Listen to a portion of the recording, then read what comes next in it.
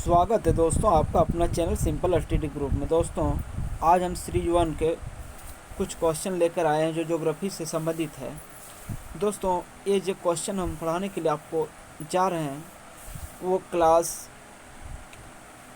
11 और 12 से रिलेटेड है। दोस्तों वीडियो शुरू करने से पहले हम आपसे यही रिक्वेस्ट करेंगे कि आप यदि हमारे चैनल में नहीं होंगे तो हमारे चैनल को सब्सक्राइब करना ना भूलें। ठीक है दोस्तों, चलिए क्वेश्चन की शुरुआत करते हैं। क्वेश्चन आपके सामने क्या है दोस्तों? क्वेश्चन आपके सामने है, निहारिका की परिकल्पना किस दार्शनिक की परिकल्पना थी? ठीक है दोस्तों, ये क्या दिया गया है दोस्तों? क्वेश्चन पहले सुनिए। निहारिका की परिकल्पना किस दार्शनिक की परिकल्पना थी? तो ये किसकी थी? ये थी दोस्तों इमैनुअल कांट की। ठीक है दोस्तों, अब थोड़ा इसे गहराई से पढ़ें, आपके एग्जाम के लिए काफ़ी इंपॉर्टेंट है दोस्तों। ठीक है दोस्तों, चलिए दूसरा देखते हैं आगे क्या दिया गया है। गैसीय मेघ के विस्फोट से किस तारे की उत्पत्ति हुई? तो गैसीय मेघ के विस्फोट से, जब गैसीय मेघ की विस्फोट हुई दोस्तों, तो अभिनव तारे की उत्पत्ति हुई। ठीक है, नेक्स्ट क्वेश्चन देखते हैं। नेक्स्ट क्वेश्चन क्या है दोस्तों? ग्रहों का निर्माण धीमी गति से घूमते हुए पदार्थों के बादल से हुआ किस दार्शनिक का मत था? ये किसका मत था दोस्तों? ये मत जो था वो था लाप्लेस का। ठीक है, चलिए आगे देखते हैं दोस्तों, आगे क्या दिया हुआ है। ये लाप्लेस का था दोस्तों। नेक्स्ट में देखते हैं, नेक्स्ट में क्या दिया है दोस्तों? नेक्स्ट में है चैम्बरलैन और मोल्टन के मत का समर्थन सबसे पहले किसने किया था? तो ये सबसे पहले किसने किया था? James Sims sir Harold Jeffrey ने। ठीक है दोस्तों, आगे देखते हैं आगे क्या दिया गया दोस्तों। निहारिका परिकल्पना में संशोधन करने वाले दार्शनिक कौन थे? तो ऑटो और कार्ल वाइजास्कर थे। ठीक है दोस्तों, नेक्स्ट देखते हैं दोस्तों, नेक्स्ट क्या दिया गया है। बिग बैंग सिद्धांत किसने प्रस्तुत किया था? तो एडविन हबल ने प्रस्तुत किया था। आपको याद होना चाहिए। आगे देखते हैं दोस्तों, स्थिर अवस्था संकल्पना किसने प्रस्तुत की थी? तो ये हॉयल ने प्रस्तुत की थी। ठीक है, प्रकाश वर्ष किसका माप है? तो ये दूरी का माप है। ठीक है दोस्तों, प्रकाश वर्ष किसका माप है? ये दूरी का माप है। ठीक है दोस्तों, चलिए नेक्स्ट देखते हैं। नेक्स्ट में क्या दिया गया है। प्रारंभ में पृथ्वी और चंद्रमा तेजी से घूमते एक ही पिंड थे, यह सुझाव किसने दिया था? यह सुझाव किसने दिया था? सर जॉर्ज डार्विन ने। ठीक है, आगे देखते हैं दोस्तों, आगे क्या है। पार्थिव ग्रह कौन कौन से है? तो बुध, शुक्र, पृथ्वी व मंगल, ये कौन ग्रह है? पार्थिव ग्रह है। ठीक है दोस्तों, चलिए नेक्स्ट क्वेश्चन देखते हैं। कुछ ऑब्जेक्टिव क्वेश्चन भी है दोस्तों। ये ऑब्जेक्टिव क्वेश्चन आपके सामने क्या है? बहुवैकल्पिक प्रश्न, निम्नलिखित में से कौन सी संख्या पृथ्वी की आयु को प्रदर्शित करती है? तो कौन सी संख्या पृथ्वी की आयु को प्रदर्शित करती है? तो ये ऑप्शन नंबर ख वाला जो है दोस्तों, ये 460 करोड़ वर्ष। ठीक है, क्वेश्चन नंबर 2 को हम देखते हैं। निम्न में से कौन सी अवधि सबसे लंबी है? तो कौन सी अवधि सबसे लंबी है दोस्तों? तो इयोन जो है वो अवधि सबसे लंबी है, यानी ऑप्शन नंबर जो आपका ख में दिया गया है। ठीक है दोस्तों, नेक्स्ट देखते हैं क्वेश्चन नंबर 3 को हम देखते हैं दोस्तों। क्वेश्चन नंबर 3 आपके सामने क्या दिया गया है? क्वेश्चन नंबर 3 है, निम्न में कौन सा तत्व वर्तमान वायुमंडल के निर्माण व संशोधन में सहायक नहीं है? तो ये कौन है? इसका राइट आंसर हो जाएगा दोस्तों प्रकाश संश्लेषण। ठीक है, चलिए आगे देखते हैं। फॉर्मूला क्या है। निम्नलिखित में से भीतरी ग्रह कौन से है? तो निम्नलिखित में से भीतरी ग्रह कौन सा है दोस्तों? तो इसका राइट आंसर क्या हो जाएगा दोस्तों? ये ऑप्शन नंबर ख आपका जो है वो राइट आंसर हो जाएगा। ठीक है दोस्तों, चलो नेक्स्ट देखते हैं आगे। आगे क्या दिया गया है? क्वेश्चन नंबर 5 में दिया गया है, पृथ्वी और जीवन निम्नलिखित में से कौन में से लगभग कितने वर्षों पहले आरंभ हुआ है? तो इसका राइट आंसर हो जाएगा दोस्तों ऑप्शन नंबर घ जो है वो इसका राइट आंसर हो जाएगा। ठीक है, ऑप्शन नंबर जो घ में दिया गया है इसका राइट आंसर हो जाएगा 3 अरब 80 करोड़ वर्ष पहले। ठीक है, चलिए नेक्स्ट क्वेश्चन देखते हैं। निम्नलिखित प्रश्नों के उत्तर लगभग 30 शब्दों में दीजिए। पार्थिव ग्रह चट्टानों क्यों है, यानी चट्टानी क्यों है, पार्थिव ग्रह जो है वो चट्टानी क्यों है। ठीक है दोस्तों, तो पार्थिव ग्रह चट्टानी क्यों, देखिए पार्थिव ग्रह चट्टानी क्यों, ये ग्रह पृथ्वी की भांति इस शैली क्या है, शैलों और धातुओं से बने हैं, अपेक्षाकृत अधिक घनत्व वाले ग्रह है। पार्थिव ग्रह जनक तारे के कुछ यानी बहुत नज़दीक होने के कारण और अत्यधिक तापमान के कारण इनकी गैसें संघनित नहीं हो पाई है। ठीक है, इसकी गैसें क्या संघनित नहीं हो पाई है और घनीमूल भी ना हो सकी। एक ग्रह छोटे होने के कारण उनकी गुरुत्वाकर्षण शक्ति भी कम रही, जिसके फलस्वरूप इनसे फैली हुई गैस इन पर रुकी नहीं रह सकी। ठीक है दोस्तों, और पॉइंट नंबर 2 में क्या दिया गया, देखिए पृथ्वी की उत्पत्ति संबंधी दिए गए तर्कों में निम्न वैज्ञानिकों के मूलभूत अंतर बताएं।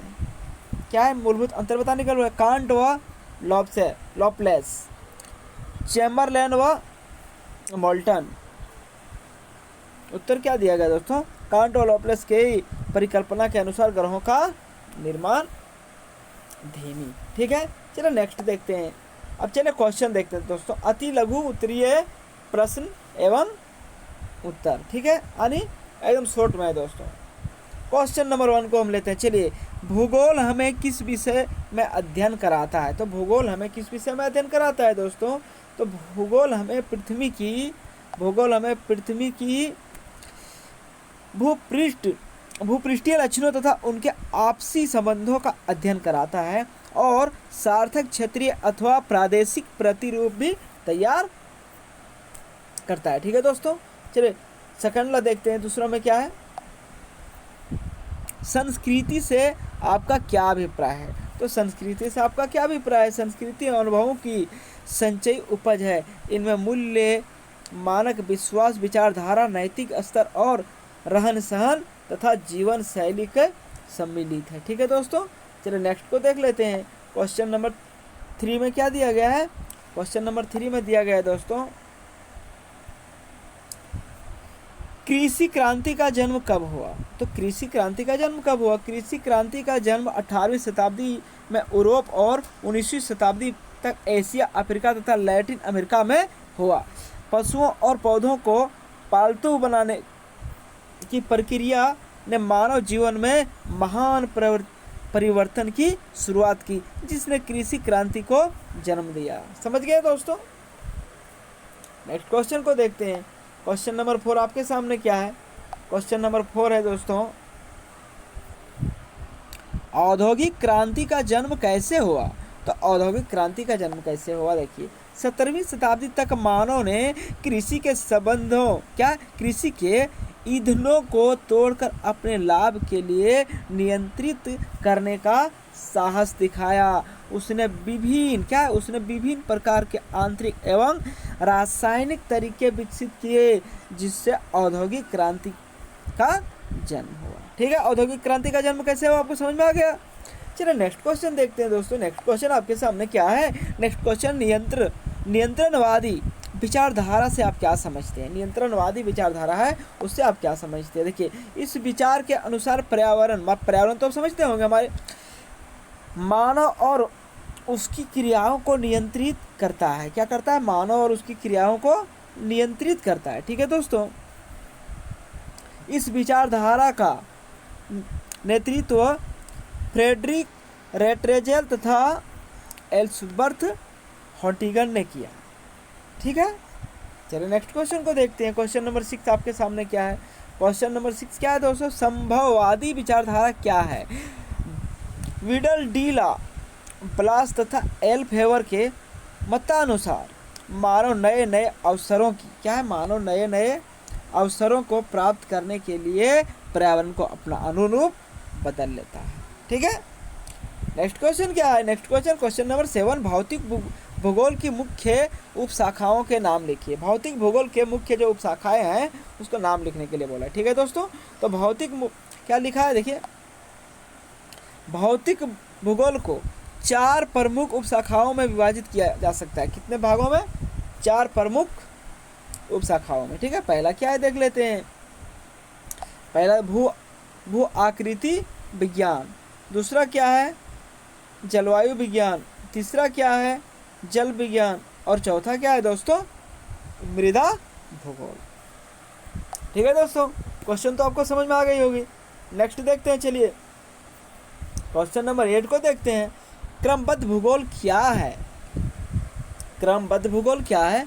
क्रमबद्ध भूगोल देखिए विशिष्ट प्राकृतिक अथवा सामाजिक घटनाओं से भूपृष्ठ पर उत्पन्न होने वाले राष्ट्रीय प्रतिरूपों तथा संरचनाओं का अध्ययन क्रमबद्ध भूगोल कहलाता है। समझ गए होंगे कि विशिष्ट प्राकृतिक अथवा सामाजिक घटनाओं से भूपृष्ठ पर उत्पन्न होता है दोस्तों, वो उसके प्रतिरूप संरचनाओं का अध्ययन क्रमबद्ध भूगोल कहलाता है। ठीक है, भूगोल की उतनी ही क्रमबद्ध शाखाएं हो सकती है जितनी अध्ययन की जाने वाली घटनाएं। समझ गया, भूगोल की उतनी हो सकती है जितनी आप जो सो अध्ययन की जाने वाली घटनाएं। ठीक है, नेक्स्ट क्वेश्चन को देखते हैं। क्वेश्चन नंबर 9 में क्या है, जैव भूगोल की उपशाखाओं के नाम बताइए। जैव भूगोल की उपशाखाएं जो है उसका नाम पूछा है। ठीक है दोस्तों, तो जैव भूगोल की उपशाखाएं का नाम पूछा गया। ठीक है दोस्तों, तो जैव भूगोल की क्या बोला है, क्या बताया गया इसमें कि जैव भूगोल की उपशाखाओं के नाम बताइए। तो जैव भूगोल की उपशाखाएं जो है वो क्या है, देखिए वनस्पति भूगोल, प्राणी भूगोल। ठीक है दोस्तों, कौन कौन भूगोल है, वनस्पति भूगोल, प्राणी भूगोल, मानव परिस्थितिकी की तथा पर्यावरण भूगोल। ठीक है दोस्तों, नेक्स्ट क्वेश्चन को देखते हैं। नेक्स्ट क्वेश्चन आपके सामने क्या है, 20वीं शताब्दी के उत्तरार्ध में क्या है, 20वीं शताब्दी के उत्तरार्ध में भूगोल में कौन सी क्रांतिकारी परिवर्तन हुए? तो मात्रात्मक क्रांतिकारी, इसने भौतिक तथा मानवीय घटनाओं के अंतर संबंधों के अध्ययन और उनके परीक्षण के लिए वैज्ञानिक साधन प्रदान किए। ठीक है दोस्तों, 2 में क्या दिया गया, देखिए इसमें दिया गया है सूचना क्रांति, इसने भूगोलवेत्ताओं को नई प्राप्त मात्रात्मक तकनीक का उपयोग अधिक सफलतापूर्वक करने में समर्थ बनाया है। ठीक है दोस्तों, इस वीडियो में यहीं तक, फिर हम आगे आपको सीरीज 2 में मिलते हैं और सीरीज 2 में आपको जो सो आगे की बात बताएंगे। जो सो दोस्तों, आप हमारे चैनल में अगर नहीं होंगे तो हमारे चैनल को सब्सक्राइब करना ना भूलें। चलिए, थैंक यू, जय हिंद, धन्यवाद।